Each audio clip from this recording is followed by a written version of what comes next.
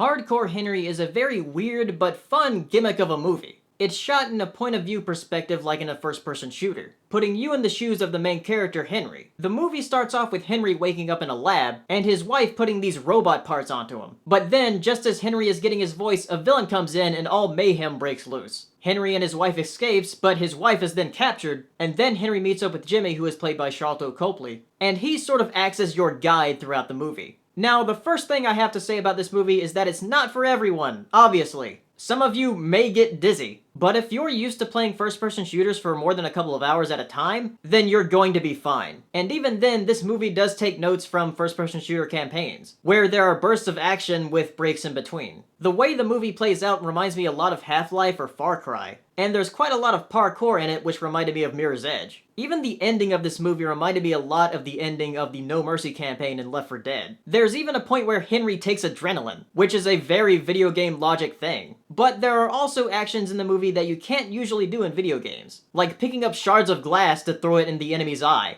or spitting in an electrical socket.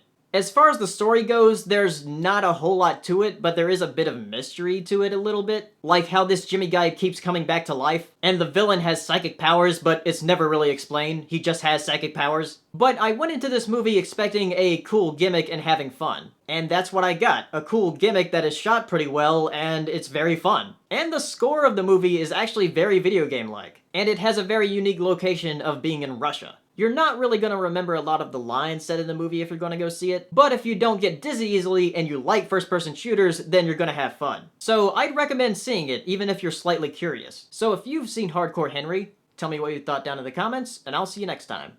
Bye.